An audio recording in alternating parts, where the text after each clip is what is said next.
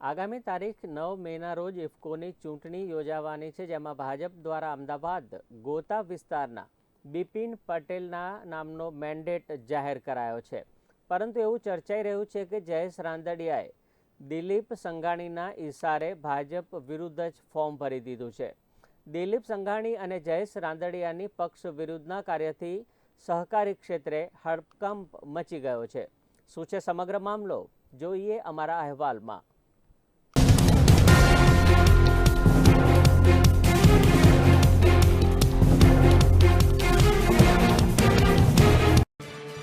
સહકારી ક્ષેત્રની સૌથી મોટી સંસ્થા ઇફકોના બોર્ડ ઓફ ડિરેક્ટરની આગામી 9મી મે યોજવામાં આવનાર ચૂંટણીમાં વિવાદ સર્જાયો છે.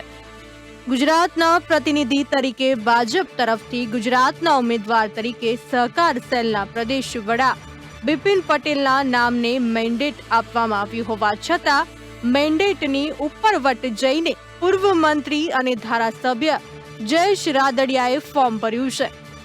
જયેશ રાદડિયાએ ફોર્મ ભરતા આંતરિક વિવાદ જોવા મળી રહ્યો છે. ઇફકોની ચૂંટણી પહેલા વિવાદ છેડાયો. બિપિન ગોતાને મેન્ડેટ છતાં રાદડિયાએ નોંધાવી ઉમેદવારી. ભાજપ વિરુદ્ધ જયેશ રાદડિયાએ ઉમેદવારી નોંધાવતા હડકંપ. મેન્ડેટ વિરુદ્ધ જયેશ રાદડિયાએ ફોર્મ ભર્યું હોવાથી પક્ષની નારાજગી વધી. કોના ઇશારે જયેશ રાદડિયાએ પક્ષ વિરુદ્ધનું કાર્ય કર્યું? શું દિલીપ સંઘાણી અને જયેશ રાદડિયાની મિલીભગત? શું પક્ષ વિરુદ્ધ જનાર સામે કરવામાં આવશે કાર્યવાહી?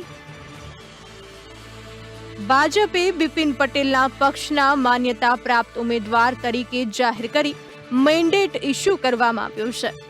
સી.આર. પાટીલ ગુજરાતના પ્રાદેશિક વડા બન્યા પછી ગુજરાતની અંદાજે 95% વધુ સહકારી સંસ્થાઓમાં ભાજપનો ભગવો લહેરાવવામાં સફળ થયા છે.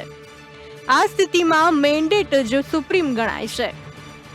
ભૂતકાળમાં કેટલાક ભાજપ આગેવાનો કોંગ્રેસ સાથે ઈલું કરીને સહકારી સંસ્થાઓમાં પદ મેળવતા હતા.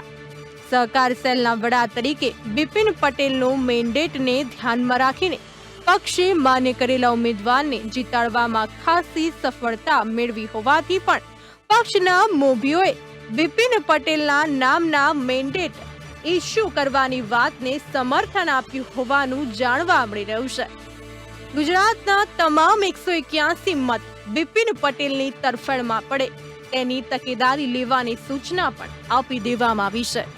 ત્યારે રાજકોટના જિલ્લા અને શહેર પ્રમુખે જયેશ રાદડિયાએ મેન્ડેટ વિરુદ્ધ જઈ ફોર્મ ભર્યું હોવાથી પક્ષની નારાજગી વધી ગઈ છે. ત્યારે સવાલ એ થાય છે કે ભાજપ પક્ષ વિરુદ્ધ કાર્ય કરનાર સામે પગલાં ભરશે કે કેમ? Bureau report, bulletin India.